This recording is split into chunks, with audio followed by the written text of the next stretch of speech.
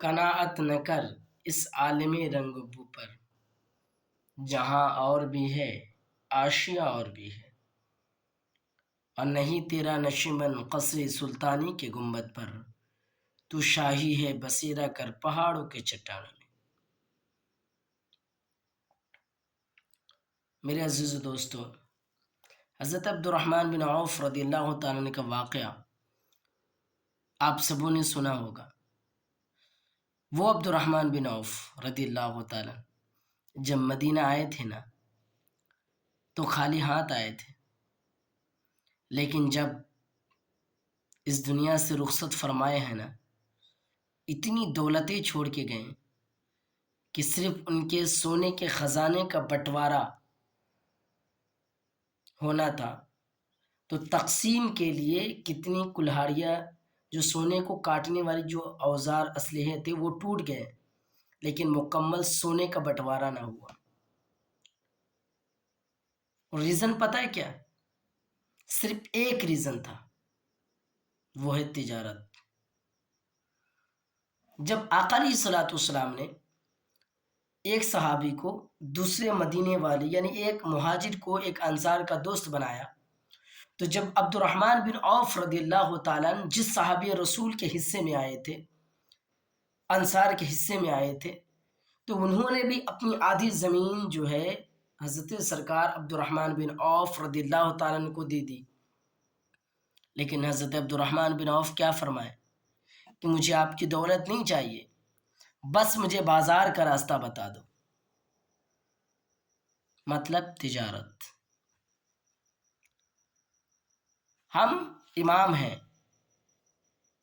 لوگ غلام سمجھتا ہے، ہم مدرسے کے مدرس ہیں، بانی مدرسہ غلام سمجھتا ہے۔ اگر جہاں پر کچھ لوگ بیٹھے ہوں، ایک کرسی ہو اور ایک طرف آپ آئیں اور ساتھ میں کوئی بڑا نیتا آئے، تو ذرا یہ بتائیں کہ کرسی کس کو ملے گی؟ لوگ کرسی کس کو دیں گے؟ نیتا کو، آپ کو نہیں دیں گے۔ وجہ کیا ہے؟ وہ پیسہ ہے، عہدہ ہے، اس کے پاس پوسٹ ہے، پیسہ ہے۔ آپ کے پاس کیا ہے؟ ہمارے پاس کیا ہے؟ حالانکہ اللہ تبارک و تعالیٰ نے ہماری وہ شان رکھی ہے، ہماری وہ عزت رکھی ہے کہ ہمارے قدموں کی دھول بھی نہیں ہے وہ، لیکن میرے دوستو، اسلام نے تجارت سکھایا۔ امامت، مدرس، خطابت، نقابت، نعت خوانی، اسی پہ ڈیپینڈ ہو کر نہ رہو، یہی ہماری زندگی نہیں ہے، بلکہ ستاروں سے آگے جہاں اور بھی ہے۔ کسی کے اندر قید ہو کر، بند ہو کر کے، یار اگر وہ مسجد سے نکال دیں گے تو پھر کیا ہوگا، بال بچے کو گزارا کیا؟ رزق تو لے کو دیکھو، خدا کی ذات پر بھروسہ کریں اور تجارت کریں، محنت کریں۔ ضروری نہیں کہ ہم اپنی شان کو بچائے رکھیں کہ بھائی ہم عالم ہیں، مفتی ہیں، اسٹیج پہ بولتے ہیں، بڑے ہزاروں لوگوں میں عزت ہے۔ ارے بھائی ضرورت پڑے نا تو فیری کرو، سائیکل پہ، گاڑی پہ، موٹر سائیکل پہ مال لے کر کے بیچو، اس لیے کہ دور اہم ضروری یہ نہیں ہے کہ لوگ آپ کی عزت کریں۔ جب آپ کے پاس پیسہ ہے نا تب لوگ آپ کی عزت کریں گے۔ اور حلال روزی کمانے کے لیے، حلال لقمہ پیٹ میں ڈالنے کے لیے آپ کو اگر کچڑے پہ بیٹھ کر تجارت کرنا پڑے نا تو تجارت کرو، لیکن کسی کے سامنے ہاتھ مت پھیلاؤ، کسی کے چندے پر، کسی مسجد کے جاہل جپٹ ٹرسٹیوں پر بھروسہ نہ کرو۔ یہ جاہل جپٹ ٹرسٹی جنہیں وضو کرنے کا طریقہ نہیں، وہ امام کو نوکر بنا کے رکھتے ہیں، نوکر سمجھتے ہیں۔ گاؤں میں تھوڑی تھوڑی سی بات پر تفرقہ ہے تو لوگ اختلاف کرتے ہیں، آپسی اختلاف کرتے ہیں، تو امام سے اور مسجد سے، امام کو تنخواہ نہیں دیں گے، مسجد میں پیسہ نہیں دیں گے۔ ارے یار آپس میں اختلاف کر بیٹھے ہو تو اس بیچارہ امام نے کیا بگاڑا ہے تمہارا؟ اس مسجد نے تمہیں کیا بگاڑا ہے؟ جس طریقے سے ایک مسجد پورے گاؤں کا حق ہوتا ہے اس میں، اسی طریقے سے اس امام کا بھی تو حق ہے پورے گاؤں والوں کا۔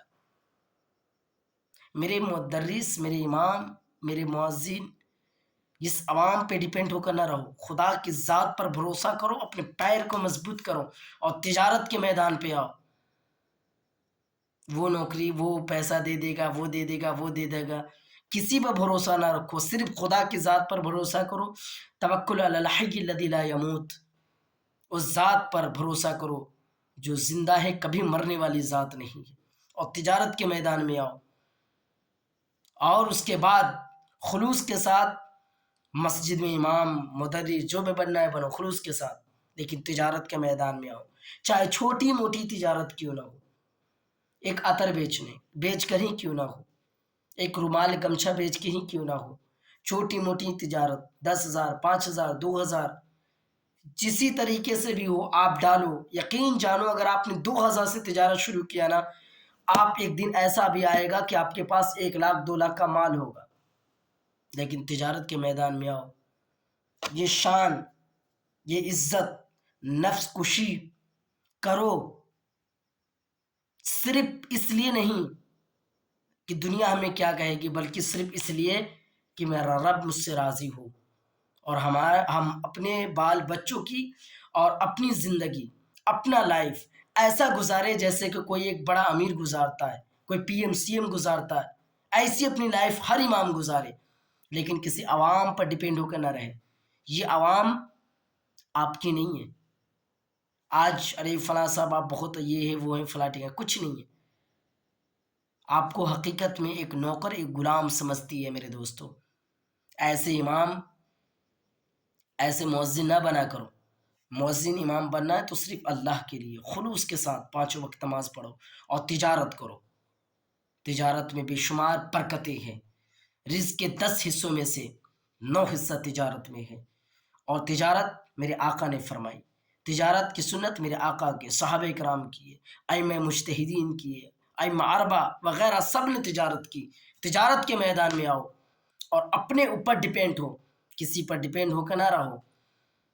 السلام علیکم ورحمۃ اللہ وبرکاتہ۔